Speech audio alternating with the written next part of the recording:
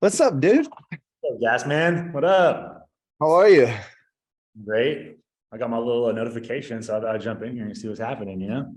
Let's go, dude. But really the point of it is to just kind of tap into a flow state in the morning in terms of sales. I know you're not kind of doing a bunch of sales on the phones, but a lot of the people who've been coming are selling high ticket offers over the phones. And the point is really just, we focus on skill, process, and people. Just kind of figure out what's hot, where people are winning, what's going on in the market, what's going on in the space, what objections they might be facing, what process things, and kind of just work through them. Don't really have an agenda. So if you have any questions that you want to cover or you want to talk about or anything at all, we can go into that. Sometimes on my meetings, typically we start with activity because it's a really good prey drive activator and gets everybody talking about their activity from the day before, which obviously is great because gives accountability. And let's see, got a few more people coming in. Oh, these are all workspaces. Gives accountability and he quickly exposes somebody if they continue to show up with reporting really low activity. And I think it's cool here because you can see what other people in the space are doing. You might think 50 outbound dials is a lot, and then you come here and you see someone doing 250 outbound dials a day. And you're like, I need to step my shit up. So that's the point of this. Sometimes we could role play, we could ask questions, we can watch some videos. Depends how it flows, but yeah, that's the lay of Okay. Solid. Nice. I just want to chime in, support, see what's good, get involved a little bit. Yep. Feel free to jump anytime. Obviously, I know you're a busy guy. But and feel free to have anybody that you want, maybe some of your sales reps at the gym or some of the girls who are selling the med spa stuff. Yeah, feel free to have them all come. Okay, solid. Sean, what's going on, man? Good morning. I'm How are here. you? Great. Consistent, man. Consistent. I love it. That's what it's about. What's going well? Lead flow is terrible this morning, so that's not going well. No, good. It's always fucking marketing's fault, dude. Let me try No, that's not what I'm saying. I'm just kidding. I'm not that sales rep. That's toxic. I trust our leadership. Yeah. No, I don't know what, it's like usually I walk in with quite a few, and this morning it's nothing. So that just means I'll take a different pace to the day. Yeah. Ebbs and flows all the time, right? We tell our sales reps everything's constantly ebbing and flowing, and we don't, you look at a short time frame and it kind of mess you up. But when it ebbs, got to get creative, get into that pipeline, and when it flows, double down. Yeah, because you don't know when that next ebb is going to come. So good stuff, man. Grayson, what's going on? Man, how's it going? What's up? Good morning. You golf this week? No, I wish. Sick. What's going on with you? How's the week so far?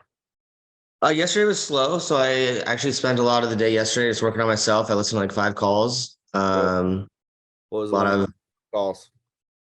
Working on a new framework. I know Tim he's kind of perfected that, and so I was listening to probably 3 of his calls yesterday, one of Chris's, and one of Sheila's. So it was good. It's just good to get other perspectives and see what's working for them. And totally. But yeah, love it. What's the frame look like? What's Tim do? It's kind of funny actually, but he's just like, hey, if we get to the end of this call and it doesn't work for us, like, don't hate me, like, we can still be friends. But and like, he legit says that, and people just like laugh, and it kind of breaks the barrier, and then he just kind of continues on. So I was on 2 calls yesterday, and it seemed to work pretty well, but it also disqualified people pretty quickly as well. So it was kind of had 2 great sides of it, which was nice.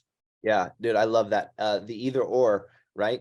Hey, either you're going to be a great fit and we'll get started today, or you're not, and I'll get you in front of the right resources and we can part as friends. Fair enough? Exactly. Right? Immediately lowers the sales resistance, right? Mm-hmm. What you're basically telling him is, I'm detached from the outcome. I have no dog in the fight. I'm here to serve. I'm here to help. I'm curious. I have no idea what's going on. You called us. Let's figure this thing out together. If that makes sense, great. If not, no harm, no foul. And what this will also do for you, Grayson, is it will eliminate your the people ghosting you, right? People feel people naturally feel obligated to not let people down, and they don't like letting people down, even if it's a stranger, right? So if you give them the permission to let you down, what letting you down is in their eyes, right? Hey, no harm, no foul, right? You have permission to say no, right? If you give them that permission to say no, they feel like they can trust gets built immediately, right? And then you're not wasting time in your follow-up chasing after people who aren't ready, right? Yep. Yep. And it kind of frames it up too to get that yes or no on the first call rather than let me think about it or any of that bullshit. Yeah. And you get that micro commitment to it, right? You ask them to agree to that. And that's all a part of setting the table. When we talk about setting the table, touching the heart, engaging the mind, that setting the table part, getting permission, sharing agendas, right? That's what that's about right there. Yep. Yeah. I was getting a lot of verbal commitments and then like, so I wasn't letting them say no. So they're like, yeah, I'm ready to go. Let's do this. And then gone. Yeah. Yeah. And then the other thing that you can do inside of that verbiage, I mean, every word on a sales call matters, right? So when you're saying, hey, if everything makes sense, or if X, Y, and Z lines up, you know, we'll get started today, right? And then get that commitment from them. So when it comes to the end of the call, when it comes to the end of the call, you have that. My Wi-Fi is super shitty, so I'm not sure if I'm cutting in and out on you guys. Seems fine. Okay, maybe it's just on my end. Sean, what are you facing, man? Besides the not having a full calendar, which sucks. Is that your way of asking for a job, dude? You want to come work with me? Always. All right. Yeah, I think, well, I wanted to dig in a little bit to what we opened up a little bit yesterday when we were talking about close CRM. I'm kind of curious what that's costing us from and how to even like, because we're like dabbling with the idea of switching over, but it's being pretty slow in the process. And if I could show them why it's worth being more aggressive, then I think it would, Yep. be helpful. 100%. Let me pull up a super awesome video for you. And we can watch this video and it'll just really show you kind of the power of close. Oops. What's this? Jay, what's hot for you this week? What's the focus? I'm pulling this up. I'm just gearing up to relaunch some paid advertising. We haven't spent any money on ads in 6.5 months at the gym just because of the fire. So now that the AC's working, AC's totally working, power's fully restored.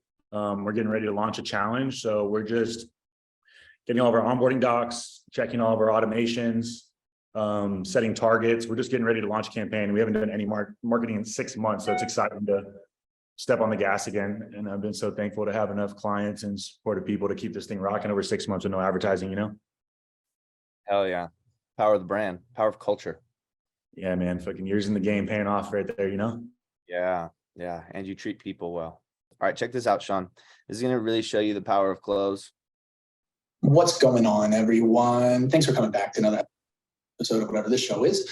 I get so excited about things like this. Late at night, I kind of just get to play around inside of our accounts and find myself in the weeds of things, just checking on how new initiatives are going or how production is going for the week, whatever it may be, making sure SOPs are being followed. I like hanging outside CRM.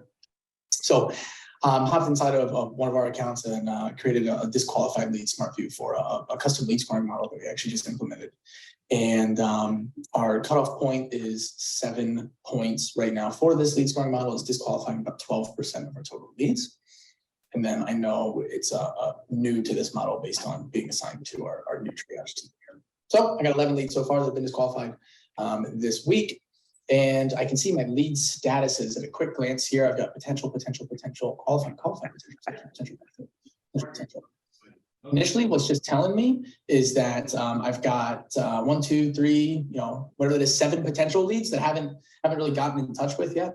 I've got 2 qualified leads, and a qualified lead inside of this account means that they successfully made it past the triage call. So this lead got disqualified from the model, and then the SDR, our setter, Mariah, was actually able to qualify them through whatever effort she took, and I'll show you, walk you through those. And then one of them a bad fit. She was able to take the lead scoring model and disqualify someone even further, which is great. I mean, we talked to every single person. Not every person is going to be a fit. And we love when someone in an SDR role is not trying to qualify everyone. That's the worst. When you've got a setter that's trying to qualify every single person instead of qualifying the right people. I also got latest communication data over here. Everything within the last 2 days since we turned this model on about 6 days ago. So this is telling me quick glance that our setter is putting a bunch of touch points on these leads. I can see how many calls, how many text messages are on the right hand side too. So I clicked into one of these leads. That is not the one I wanted to show you, but I think that this one right here is. Clicked into this lead and just saw a beautiful orchestration of what a solid CRM and automations and setup can do for you and your business. This Sean right here is going to show you kind of how we have kind of things set up and why it works so well. This is nuts. Just watching it all happen perfectly executed. I say it's nuts because someone, I don't know, things love to break, or sales reps really aren't great at following processes, and it's hard to get them to do that. Whatever it may be, it's hard to see it all operate in such harmony, like this example right here. So first call out on the left-hand side, I see their application. I see who the closer lead owner is. I see who the setter lead owner is. And I know, because I just built this model and implemented it, that this is the worst an application can get for business. They don't have any money. They recently discovered the brand face. They're employed. That was an interesting one. When we built this model, it actually told us that people that were employed had a stronger correlation of being a bad fit than those that were unemployed. And that's not something that you would inherently think of if you were to just take a guess at how to build a model instead of actually doing the work and actually running the numbers. And I'm not a real estate investor yet. This is the worst application we get. We only asked 4 application questions. This is the worst one right here from us. It got disqualified. So let's look at the journey this lead took, Christy took to get here. Imported 2 days ago. What was she imported from? A VSL opt-in on this date. Boom, she then scheduled a call.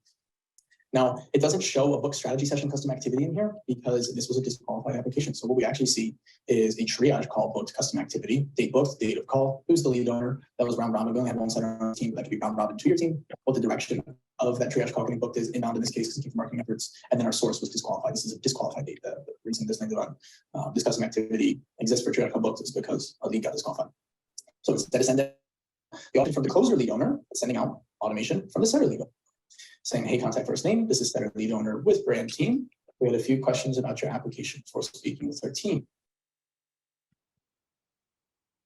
Oh, what happened? You have 5 minutes to chat today or tomorrow.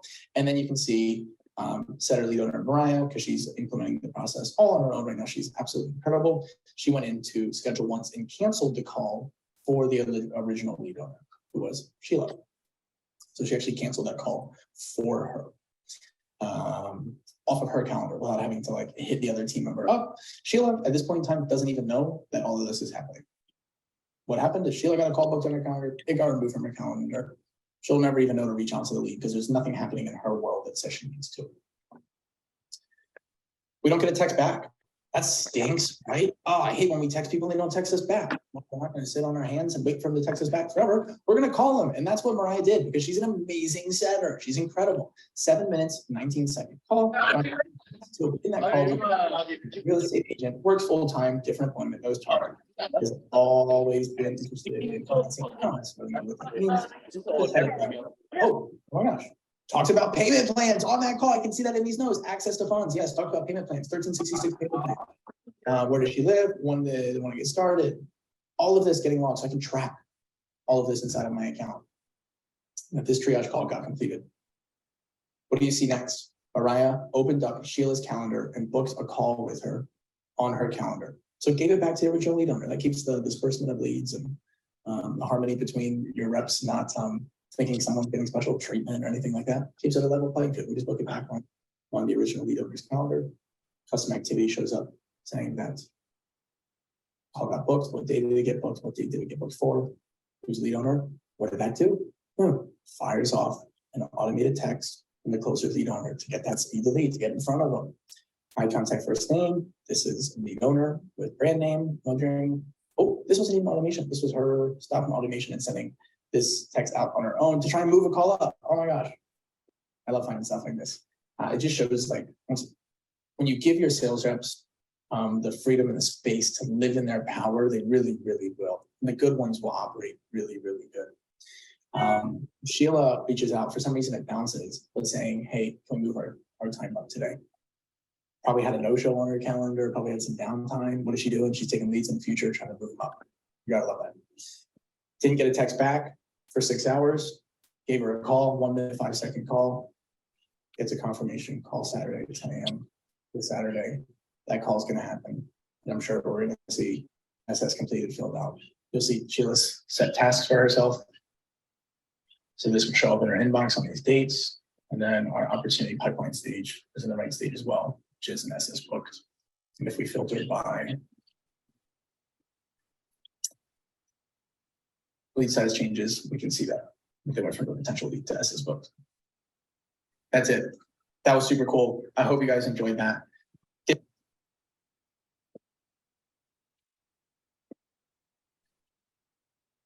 Does that kind of give you an idea of close? I can answer some other questions that you have that are more specific, but I kind of wanted to give you the lay of the land of how we have it set up. So a lot of those automations, the text message automations, obviously the organization through the custom activities, so that we gather a whole bunch of information so that we can make really good marketing decisions. We could close that sales feedback marketing loop. You know, we can close the sales fulfillment loop as well. So any questions on that, Sean? No, yeah, I mean, it definitely makes sense. I was curious, like, yeah, because obviously right now, because we live in two different kind of databases, there's probably time lost, you know, pipeline follow up. It's not all succinct in one area, you know, so sometimes I'm just out in Delaware in the Wild West, just finding my way. Shoot dark. Yeah. And so, yeah, I mean, some of that stuff's booked. Yeah, that's cool about the automations and, you know, how you kind of have doctored it on the back end to, you know, make those processes succinct. We definitely don't have anything like that implemented. So. Cool. Well, you got this as an option. If you bring it back to your team and they want to chat more, I can send some resources for you. Yeah, for sure. Cool. Well, what I'm planning to do is, again, I scrub this list that we have, invited people, and then invite a whole new set of people that we have now. So hopefully we see these things growing. We still want to have 100 people on one of these. I think that'd be super cool. So if you know anybody who wants to come and get some extra coaching or anything like that, no, we won't scrub you guys out. We appreciate you coming. Appreciate you being engaged too. It makes it more fun for me. Nice. So anything else? One of the things we don't do is waste time. So if there's not anything hot, I'll let you guys go and attack the day. I love if you guys are going throughout your day and you guys are working your processes, you're having conversations and something's missing the mark, or you're not sure, or, hey, I know there's a better way to possibly do this. Write those things down, bring those to me. And again, if anybody wants me to review a call and is willing to be a little vulnerable and do a hot seat, and have everybody here break down their call, feel free to shoot me a call. We can all listen to get to it together. Sound good? Love the says love the mindset stuff in the morning too. Yo, I have a video that I wanted to share with you guys. I've shared it with my team several times. Have anybody read the book Turning Pro by Stephen Pressfield? Highly recommend that book. It was a game changer. It's a smack in the face if you feel like you're not doing the things that you know you should be doing, right? And it really breaks down the difference between what an amateur is, how the amateur operates, how the amateur thinks versus how a professional operates, how a professional acts, and how a professional thinks. So check it out. Maybe on one of these meetings, I'll share a little sound clip that just breaks down that comparison. But it's very challenging, and I've shared that several times with some of my sales teams. So check that book out. Can't say enough good things about it. All right, y'all. Let's go have a great day. You got a question, Grayson, or was that your peace out? Peace out. Grayson, what are you grateful for today, man? I am grateful for being alive. I feel good right now. I feel like I'm aligned and I'm got a lot of good shit going and just keeping it in line and in order. That's the most important thing. Let's go. I love it, man. Sean, what about you? What are you grateful for today? Beautiful weather. Gotta love it. Gotta love it. Let's see. I think Steven's not, I'm not sure if Steven's with us, but Julio, what are you grateful for? All the opportunities that are already here, and they're coming my way as well. Let's go. I love it. Jay, what are you grateful for, brother? The internet Internet's sick. allowing us to connect, allowing me to run my business remotely. Oh, yeah. Gotta love it. Without that, there's none of this. Nope. Internet, like women. Can't live with it, can't live without it. All right, y'all. Hope y'all have a great day.